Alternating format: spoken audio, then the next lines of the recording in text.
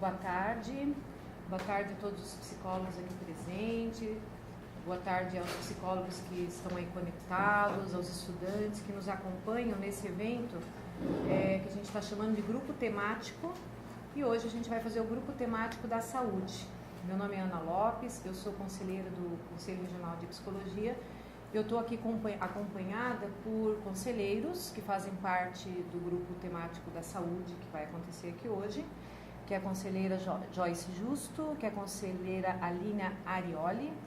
Nós temos no nosso eixo temático da saúde a nossa presidente, né, a conselheira Jaira Rodrigues, e nós convidamos aqui para acompanhar o nosso debate, enfim, a psicóloga, a professora da UFSC, Magda do Canto Zurba, ok? Então, eu vou primeiramente explicar o que é um grupo temático e, na sequência, eu vou passar, então, a desenvolver algumas provocações junto com as conselheiras sobre esse grupo temático da saúde. O grupo temático é um esforço do Conselho Regional de Psicologia em organizar eventos temáticos sobre práticas profissionais em políticas públicas e outros campos profissionais, partindo do pressuposto de que a psicologia faz práticas de modo disperso. Então, há de se ter um grande esforço em organizar a categoria, em juntar as problemáticas e fazer encaminhamentos nessas áreas. Atualmente, o Conselho Regional de Psicologia tem dentro da sua estrutura o CREPOP, que é o Centro de Referências em Psicologia e Políticas Públicas, que organiza referências para as várias áreas aí das políticas públicas, e junto a ele a gente organizou o que a gente chama de Comissão de Políticas Públicas, enfim, que tem vários eixos. Um dos eixos dessas políticas públicas é a saúde, que a gente vai estar debatendo hoje, mas existem outros: educação, segurança pública, mobilidade urbana, psicologia organizacional e do trabalho, onde tem todo o campo aí da saúde do trabalhador lá dentro, psicologia do esporte, enfim, algumas áreas que a gente acha que podem aí estar se aproximando das políticas públicas. Inclusive a psicoterapia, né, que não é um campo das políticas públicas, é uma especificidade de atuação, mas hoje a gente já tem aí um diálogo com toda a possibilidade de organização desse campo, por meio dos convênios, enfim, que tem um controle do Estado sobre essas práticas também, nos campos aí dos convênios, dos planos de saúde. Então, um grupo temático, ele tem como objetivos, então, avaliar junto a psicólogos um pouco sobre a conjuntura das diferentes áreas de atuação, por meio de discussões técnicas, políticas e éticas, e sempre transmitidas online, de modo que a gente possa criar acessibilidade também no diálogo com os psicólogos nesse sentido, né, eles poderem estar aqui fazendo as discussões com a gente. Portanto, já fiquem atentos, né? No e-mail eventos@crpsc.org.br, vocês podem estar mandando as sugestões de vocês, que a gente vai estar acolhendo aqui, encaminhando os debates. Alguém me corrija se eu mandei o e-mail equivocado para os psicólogos que estão nos acompanhando. Especificamente, a gente quer oportunizar espaço para a construção de uma rede de profissionais colaboradores com as discussões do CRP, qualificar práticas profissionais em diferentes áreas de atuação, ver que necessidade e qualificações a gente pode desenvolver, e identificar problemas, demandas emergentes em área de atuação que possam ser encaminhadas pelo CRP. Então, cada eixo desses que eu falei organizará em algum momento os grupos temáticos relativos aos seus eixos. E o que nós vamos fazer depois de uma exposição? Como é que nós vamos nos organizar? Os conselheiros vão fazer uma certa revisão de como está o campo, o que tem sido discutido dentro da profissão, os principais problemas. Vamos fazer esse esforço aqui. Na sequência, a gente chamou alguém que tem bastante acúmulo na área, que é a Magda, a professora Magda, e vai, vamos brincar assim, botar fogo aqui no debate, né? Nos fazer provocações, fazer sugestões, enfim. E depois, na sequência, a gente vai abrir para todos, né? Para fazer uma avaliação das falas que foram feitas, encaminhamentos a partir daí. E a gente deve, então, ter a exposição dos conselheiros quando começá-las propriamente dita, por mais ou menos 45 minutos, 1 hora. Depois a Magda tem mais ou menos meia hora, 40 minutos para sua exposição, e depois a gente abre para a grande roda. A partir do momento que a gente abre para a discussão, a gente até agora tem enxergado 4 tipos de encaminhamentos possíveis para as coisas que aparecerem nesse grupo temático. primeiro, a gente pode decidir que algum ponto precisa de maior sistematização e um novo grupo temático para focar aquela situação. Enfim, sei lá, para inventar uma situação, as discussões sobre as linhas de cuidado no campo de saúde, um conceito mais técnico, enfim, que a gente acha que pode ser muito interessante a gente aprofundar mais aqui para lutarmos por uma rede. Estou inventando uma situação para o grupo que pode ser pensada para o grupo temático da saúde.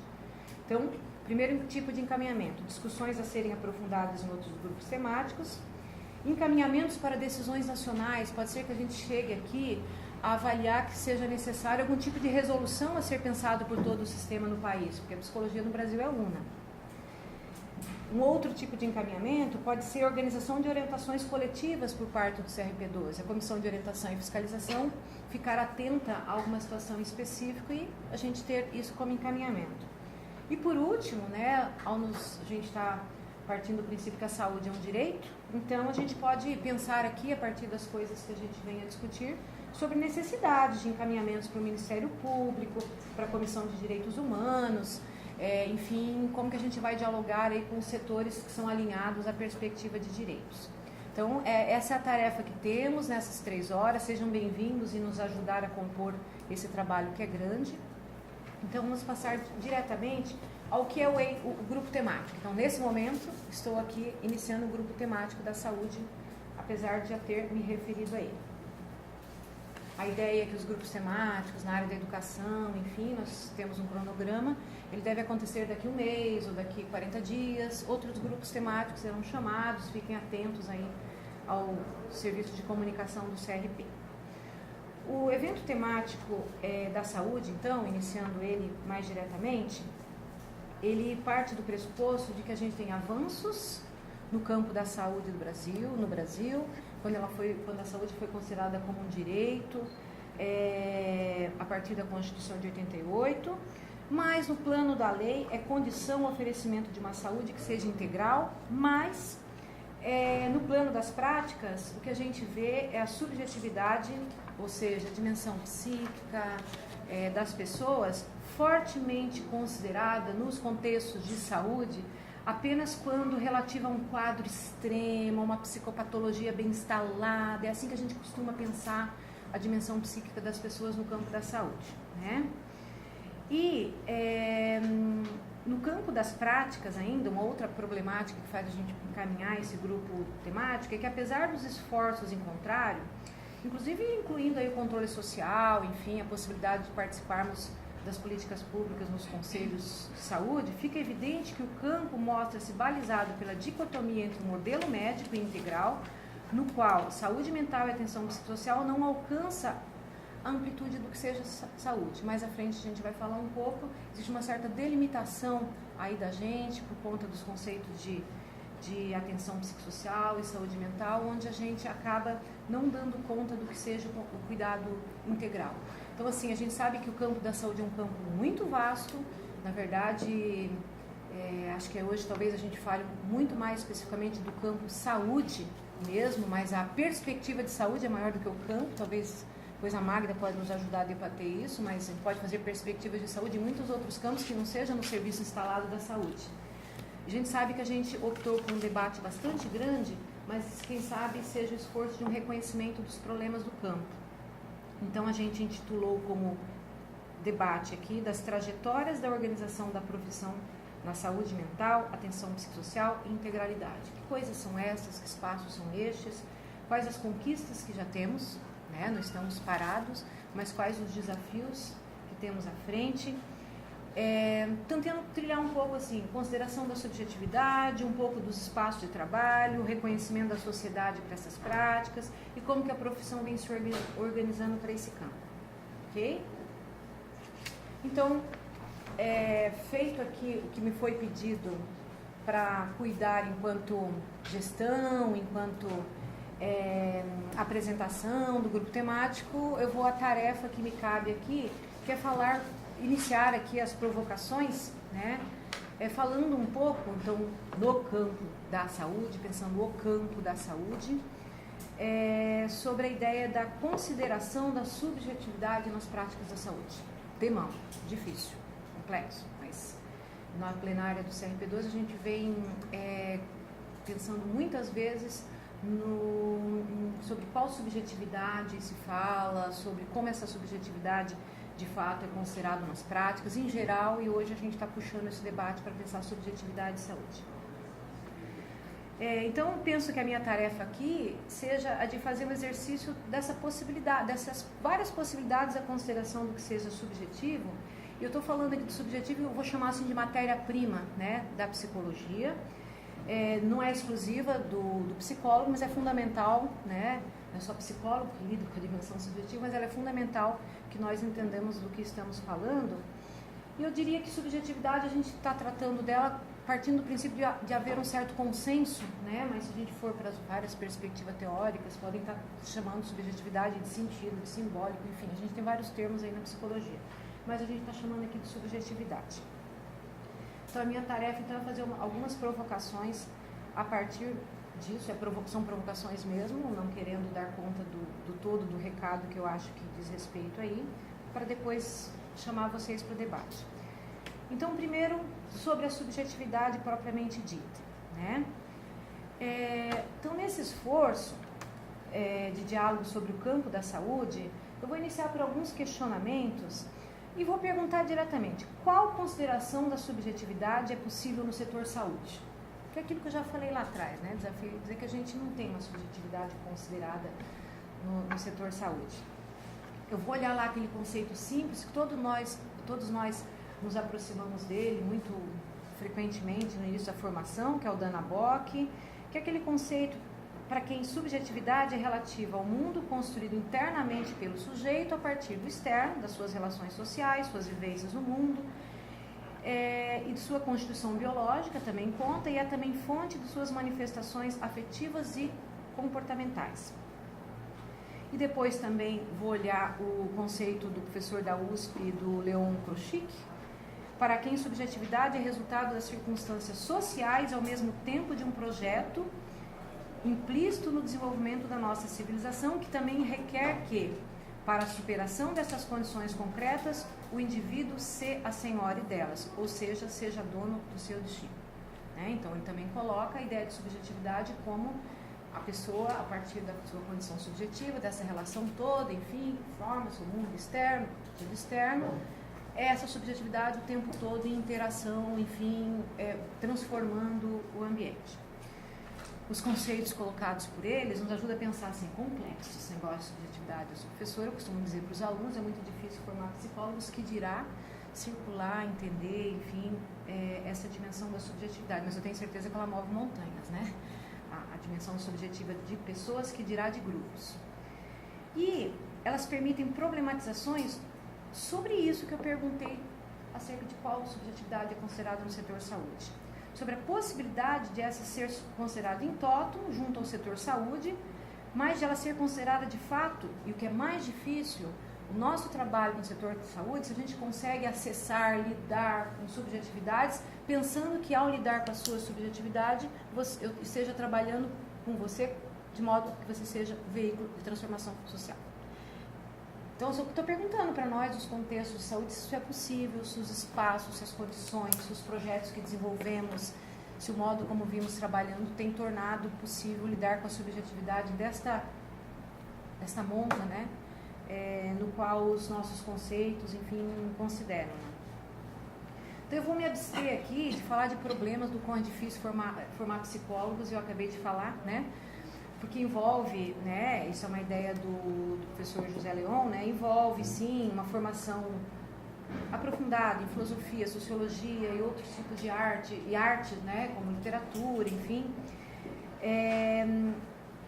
E eu vou dizer assim, falar um pouco, então, deixando de fora os problemas da formação, da dificuldade que temos de considerar a pessoa em questão no setor saúde, e vou me apoiar aqui na Mary Jane Spink, né, que ela fala de diversos modos, em várias produções delas, enfim, do nosso lugar de entrada, né, no setor saúde, muito na condição de ajuda ao funcionamento, ao modelo clínico, médico, aquele... Estou pensando na clínica na clínica de Foucault, no nascimento da clínica mesmo, né, onde subjetividade não cabe, para a perspectiva da clínica médica, enfim, né? E a Mary Jane Spink aborda muitas vezes isso, e então questionando a possibilidade dessa consideração mesmo, principalmente pela hegemonia da busca, enfim, social aí, desse modelo, né?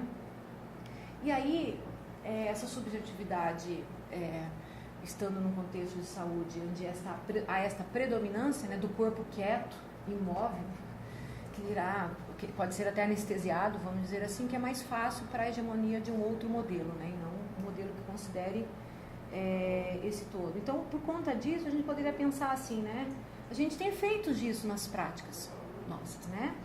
A gente for pensar, por exemplo, uma prática psicológica na atenção básica, dialogando um pouco agora com os psicólogos que trabalham na atenção primária, nas unidades básicas de saúde. Por exemplo, práticas de promoção de saúde com idosos, né? Tem sido possível, de fato, a gente fazer projetos onde a atenção a esses idosos, no tocante, por exemplo, aos diferentes significados que podem ser atribuídos por cada idoso, não, ele é muito jovem, ao processo de envelhecer? Né? Tem sido possível projetos que abordem isso, o jeito dela envelhecer, de ela envelhecer e de eu envelhecer nesse processo? Né? Se a subjetividade é deste tamanho? A psicologia hospitalar, que problema a psicologia hospitalar? Né? Como tem sido o cuidado das ansiedades que são oriundas da falta de esclarecimento, das pequenas sujeições, enfim, que as pessoas sofrem no cotidiano dos procedimentos? É possível considerar a dimensão de subjetividade aí envolta, né?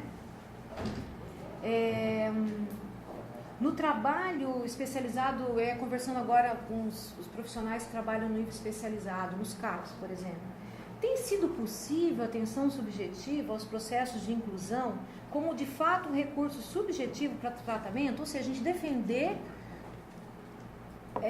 explicitamente, inclusão é tratamento de pessoa com transtorno mental, né? Ou a gente faz isso pelas bordas, a gente faz isso de algum outro jeito ou não faz, enfim, né?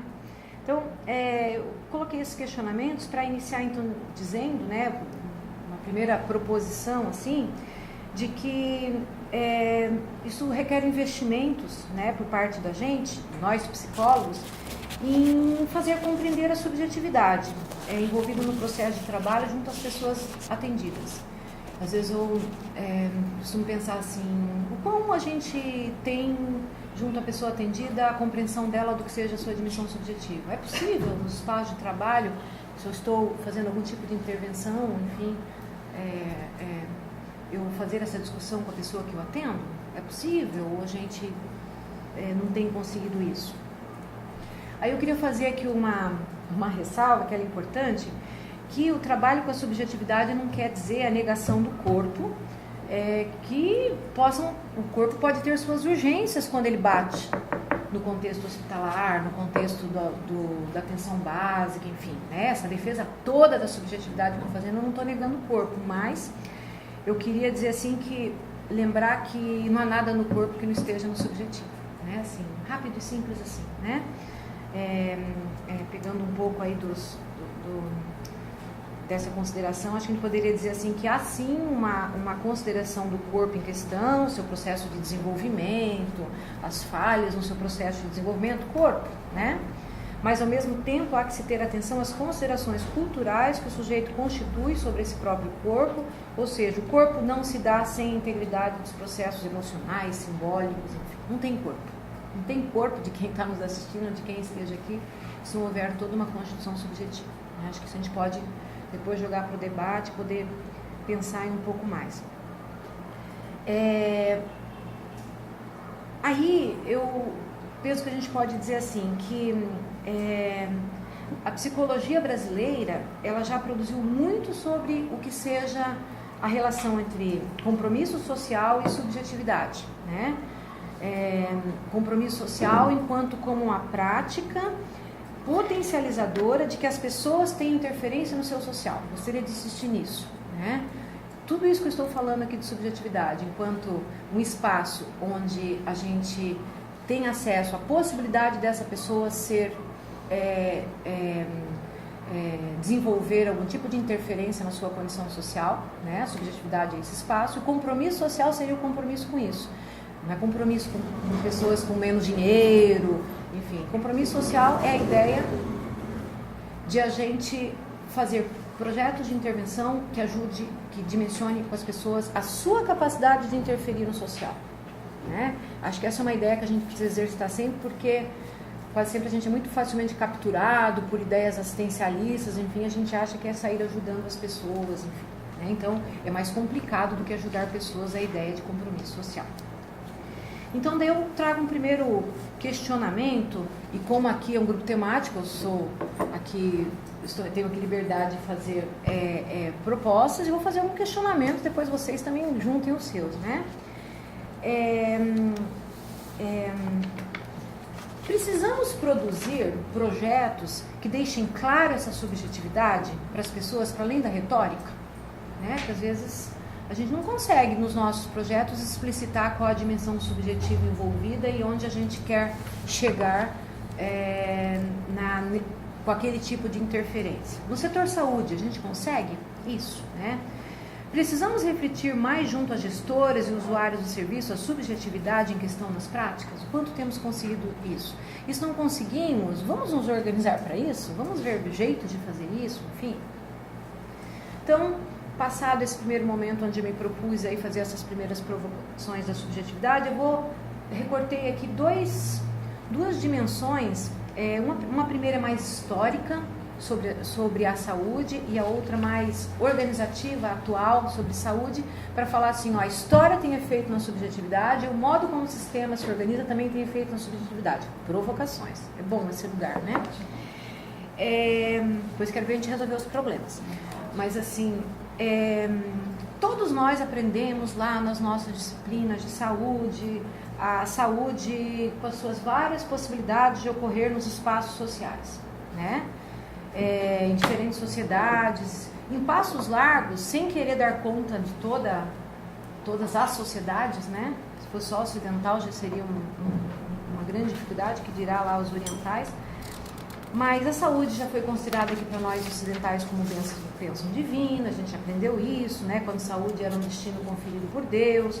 Ela já foi capacidade de trabalhar nas fábricas, o dia que descobrimos, né, a nossa possibilidade de trabalho e a exploração desse trabalho. Então tinha saúde quem tinha condição de trabalhar, e também a saúde como ausência de doenças, quando todo o complexo tecnológico, enfim, passou a identificar doenças. Então saúde era quem não tinha a chaga, a doença, né? Ainda que esses períodos históricos eles sejam bem conhecidos entre a gente, eu acho que sempre é importante a gente pontuá-los. Ainda temos certa reedição dessa história na subjetividade contemporaneamente. Então, assim, não é raro, aliás, é a frequência, a gente encontrar a dimensão religiosa no setor saúde diante de situações difíceis, por exemplo, no ambiente hospitalar, que às vezes estão até relacionadas ao direito da pessoa e ela poder manifestar, mas ela atribui aquela dificuldade, enfim, a Deus, a uma perspectiva de culpabilização. Se conseguir vislumbrar esses direitos e outras saídas possíveis. Minha filha, não dá, é isso mesmo, eu não vou tentar lá conseguir tal coisa, porque Deus quis assim. Ou seja, às vezes é uma perspectiva de direito, ou de direito à informação que seja, mas isso fica calado. Presença da dimensão divina nos contextos de saúde. No momento que a gente descobriu saúde como doença, né, a saúde centralizada é uma patologia ou um diagnóstico, outro dia eu tive notícias, por exemplo, de gestões de saúde tocando apenas medicamento para diagnóstico, para determinar diagnóstico, equipamento para descobrir diagnóstico, um círculo vicioso, né? Então, assim, a gente tem um contexto de saúde bastante forte. Então, eu estou querendo dizer assim, que por mais que esses períodos pareçam estar lá atrás, a gente tem um discurso que às vezes fica muito fácil entre a gente, saúde integral, biopsicossocial, não está acontecendo, enfim.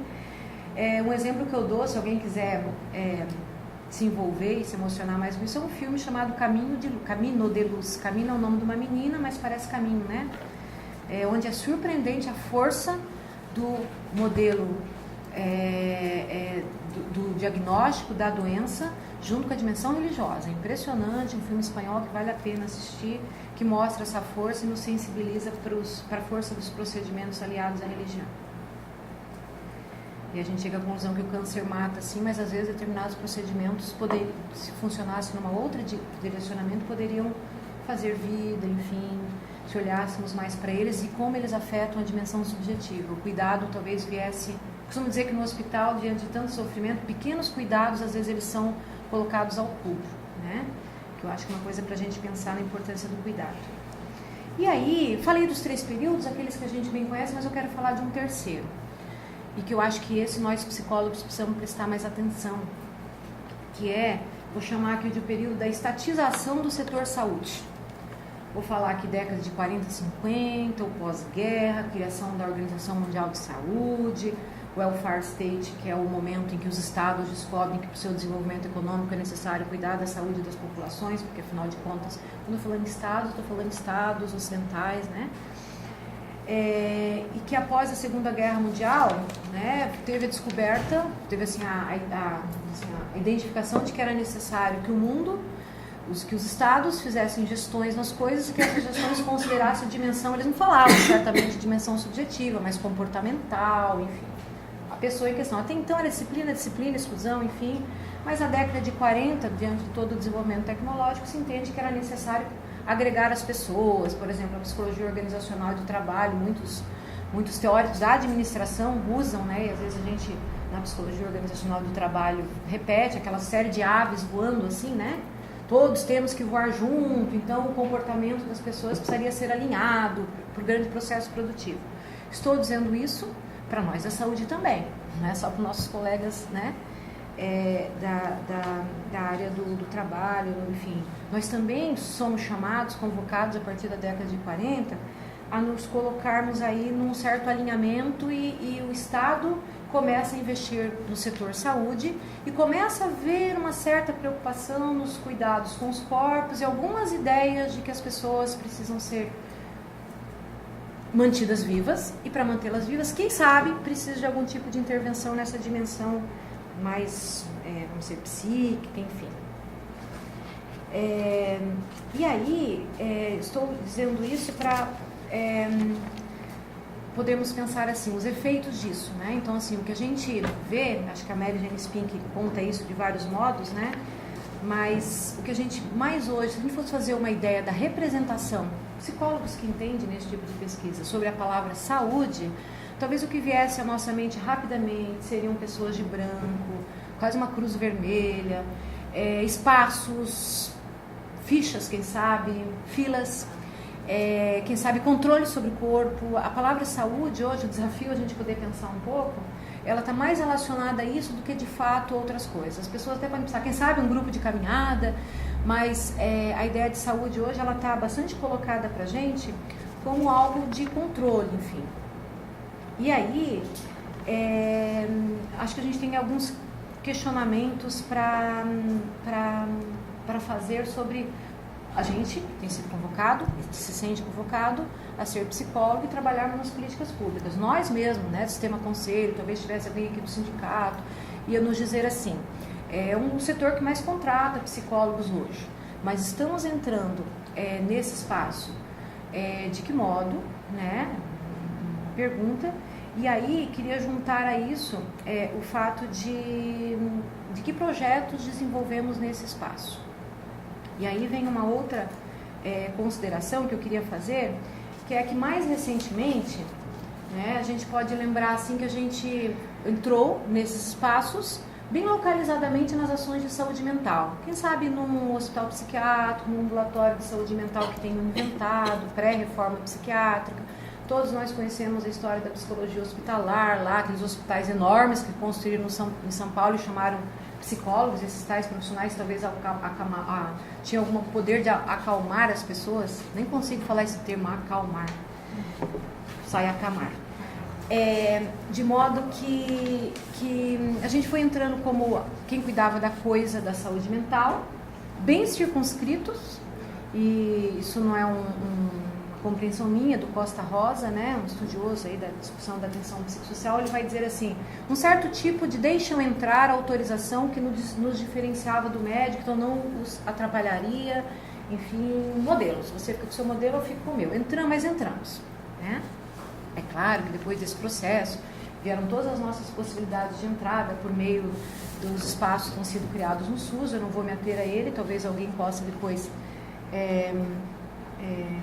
se estender um pouco mais nisso. Mas eu quero falar de uma outra consideração que a gente vem sido designada por nós psicólogos, que é a de profissionais da atenção psicossocial. Quero deixar aqui um debate sobre isso. Eu diria assim, de saúde mental a psicossocial, é uma ampliação do nosso espectro de ação?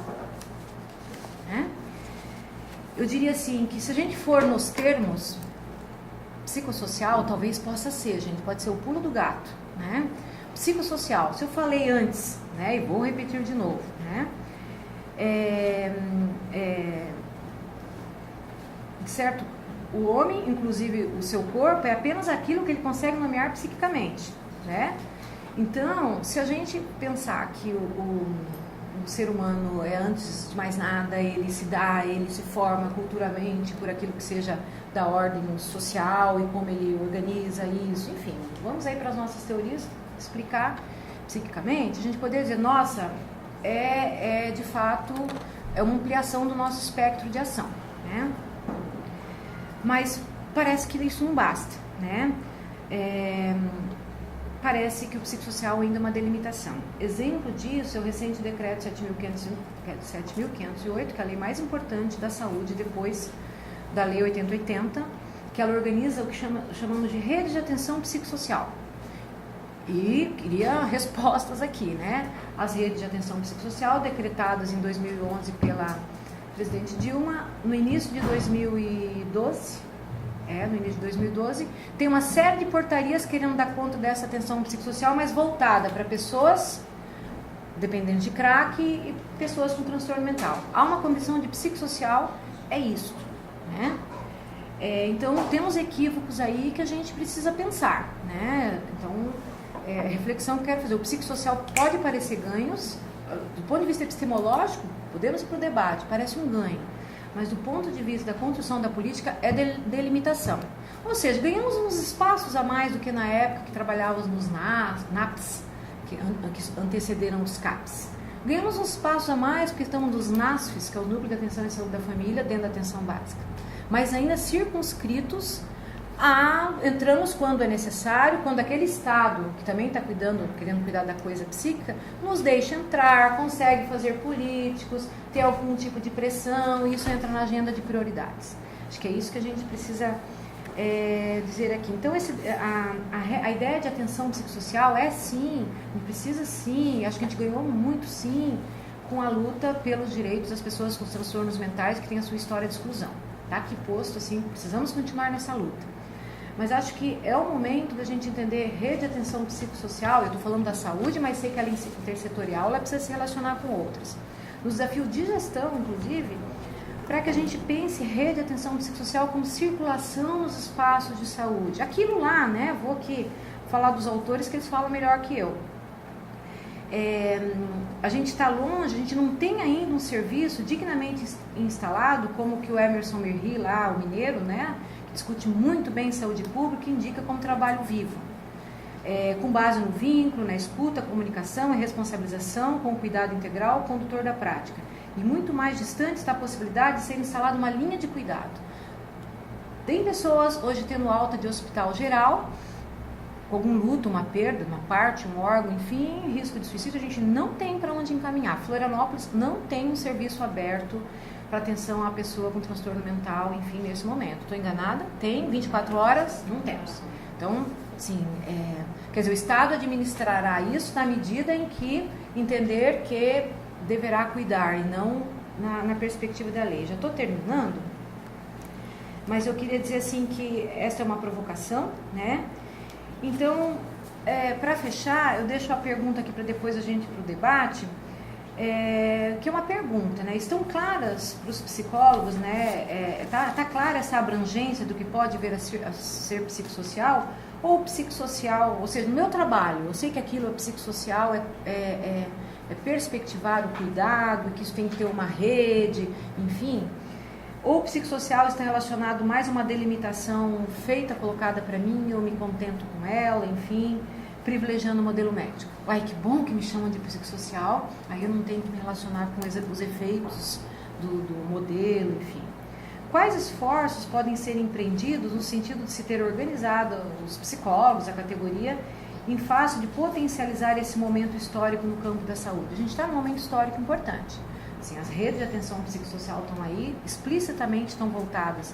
Eu diria que tem projetos interessantes. O projeto de atendimento que se organiza por meio dos consultórios de rua, ele é um projeto interessante, ele veio ser colocado pelas portarias que saíram após o decreto.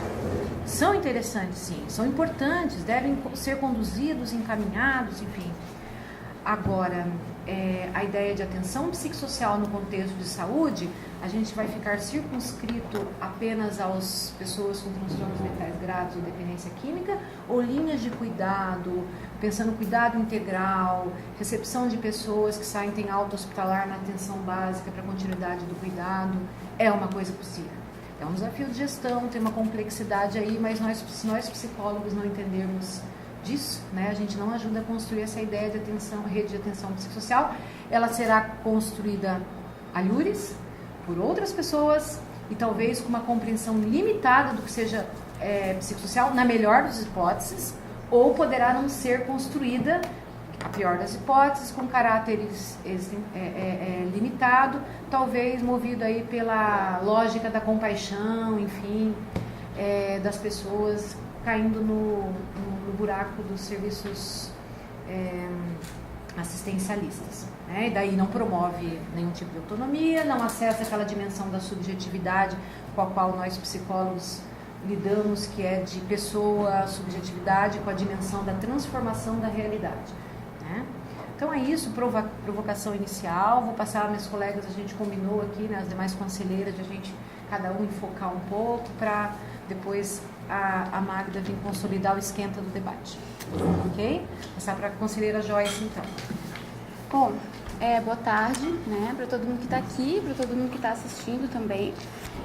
Eu fiquei, então, com a tarefa de traçar algumas considerações sobre os processos de trabalho dos psicólogos e das psicólogas, né, nos diversos campos de atuação presentes nas políticas públicas de saúde, a fim da gente conseguir problematizar, né, a psicologia que estamos fazendo efetivamente nessas políticas públicas, né, e levantar formas de lidar com as limitações e impasses atuais desses processos e os usos das ferramentas dos serviços. Então, assim, em consonância ao decreto que a Ana até citou, né, o 7.508 de 2011, que regulamenta a Lei 8.080 e define diretrizes para os desenhos das regiões de saúde, organizando o SUS em redes de atenção à saúde, com foco na territorialização e planejamento, é preponderante entender a saúde enquanto política pública, sobre a perspectiva de redes de atenção em saúde.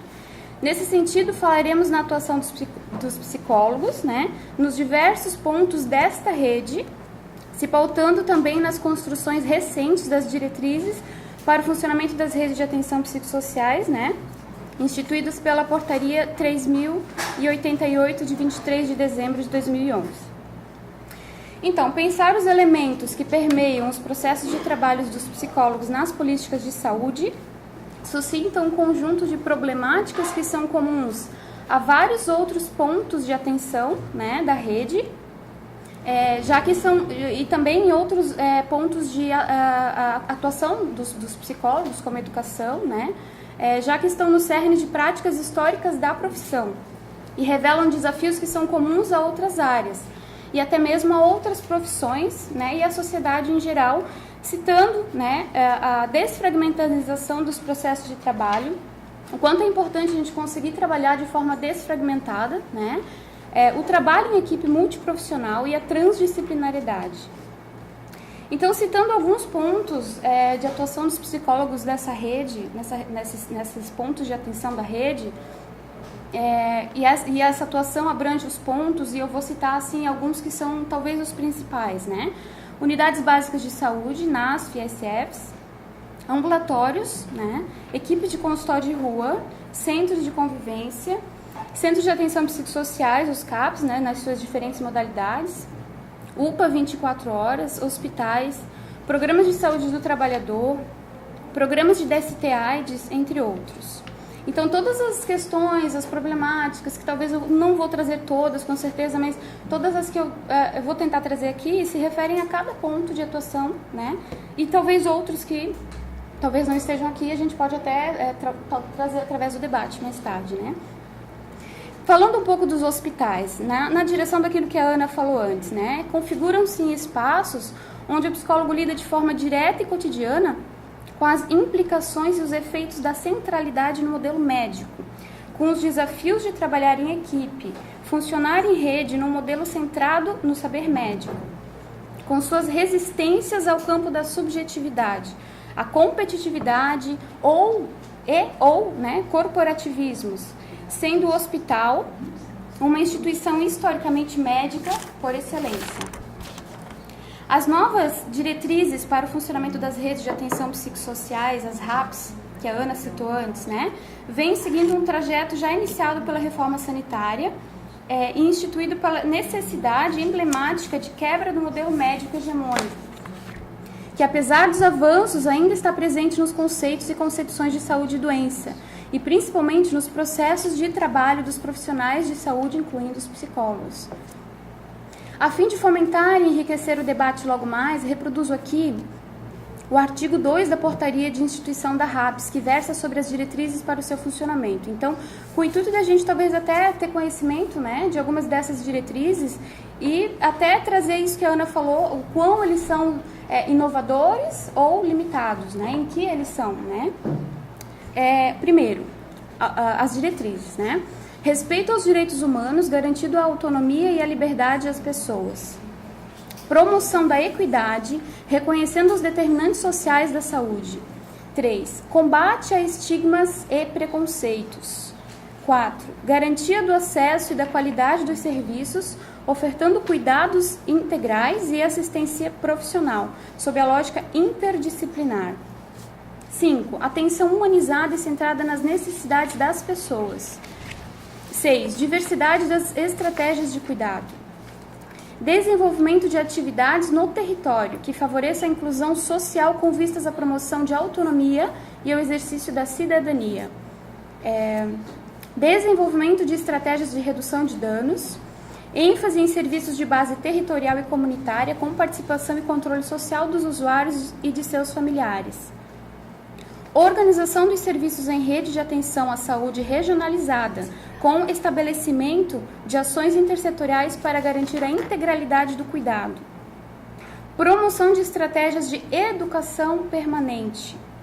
Desenvolvimento da lógica do cuidado para pessoas com transtornos mentais e com necessidades decorrentes do uso do crack, álcool e outras drogas, tendo como eixo central a construção do projeto terapêutico singular.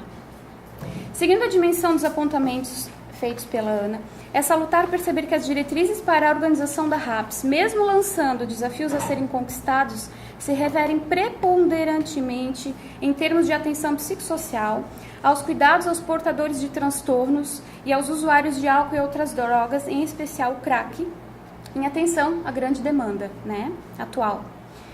Contudo, um dos objetivos gerais citados pela portaria que institui a RAPS considera, mesmo que talvez até timidamente, mas considera a necessidade de ampliar o acesso da população em geral à atenção psicossocial e prevenir o consumo e a dependência de álcool e outras drogas. Atividades de prevenção e promoção de saúde têm sido, das práticas do trabalho na atenção básica, o eixo mais precarizado do sistema. De que forma a gente está fazendo essas prevenções, Em que ponto se encontram a praxis profissional delimitada por seu espaço e as diretrizes da política pública em questão? De que forma fazemos prevenção e promoção de saúde mental e ou psicossocial? Prevenir agravos, promover condições melhores e mais favoráveis à vida e, acima de tudo, compreender a diversidade humana e aceitar o sofrimento como parte constituinte da vida, não patologizando todas as formas de sofrimento e sim criando uma forma de evasão destes, proporcionando novos modos de sofrer, promovendo superação, enfrentamento, empoderamento, autonomia, etc., são meios de construir atuações cada vez mais condizentes com as diretrizes da políticas de atenção básica. Atividades de promoção da cultura de paz, criar espaços de lazer e convívio para determinados públicos, ações que promovam cidadania, trabalhar o acolhimento e o foco no usuário são formas de pôr em prática uma política de saúde mental e atenção psicossocial na atenção básica. Talvez ao longo do debate a gente consiga até trazer as questões do acolhimento e a humanização da saúde para tentar pensar o quanto às vezes essas ações dentro da atenção básica são exclusivas do psicólogo muitas vezes. A equipe não está preparada, né, para acolher o usuário, para escutar, a escuta qualificada. Então qualquer demanda por atenção leva ela para o psicólogo. Muitas vezes, né? Então, talvez a gente possa pensar estratégias para que, assim como a Ana citou, né, que os lidos com a subjetividade do usuário não é de exclusividade do psicólogo, né? Em que ponto a gente pode contribuir enquanto profissionais, né? Que talvez não exclusivamente, mas os profissionais que atuam densamente na área, né, da subjetividade, de que forma a gente consegue fazer com que esse acolhimento, essa humanização seja estendido a todos os profissionais da atenção básica, né? Atividades de promoção da cultura de paz, desculpa, isso já foi. De que forma podemos sair da automaticidade de enxergar somente os transtornos e patologias definidas, para conseguirmos assumir a responsabilidade por conquistar meios mais saudáveis de existência humana? Para darmos conta da saúde enquanto integralidade, precisamos trabalhar na direção de promover, através de nossa atuação profissional, condições sociais e culturais saudáveis de vivência das subjetividades, onde a rede intersetorial constituída é condição sine qua non para que aconteçam parcerias e corresponsabilização entre os setores: educação, cultura, saúde, segurança, justiça, né? Desafios na atenção básica. Os usos das ferramentas tecnológicas do NASF, matriciamento, a clínica ampliada, o projeto terapêutico singular, projeto de saúde no território. De que forma essas ferramentas estão ou não estão sendo utilizadas na atenção básica?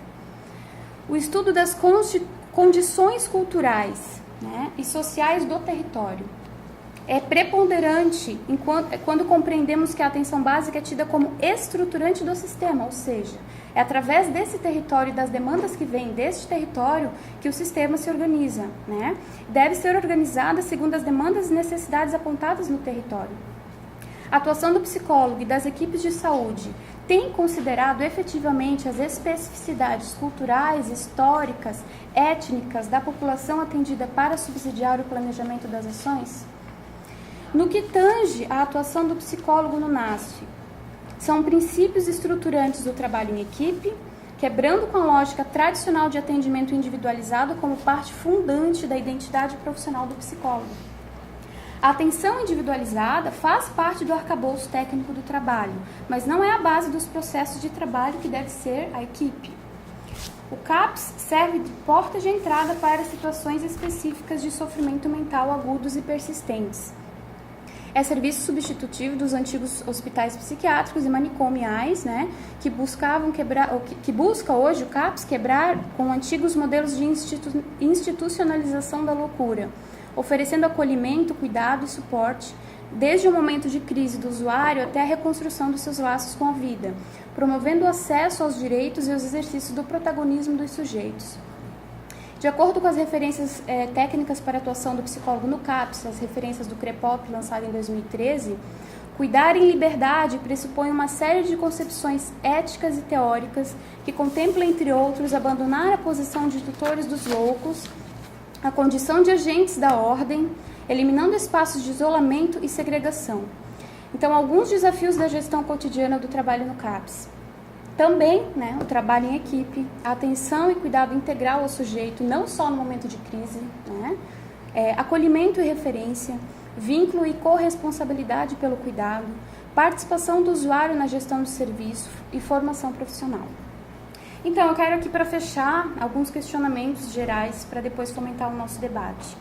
Para além dos levantamentos de dados específicos de cada área de atuação, né, devemos refletir: o psicólogo faz o que deve e pode fazer em cada ponto de atenção da rede de saúde? E, por fim, qual é o papel e o lugar do saber psicológico nas políticas públicas de saúde?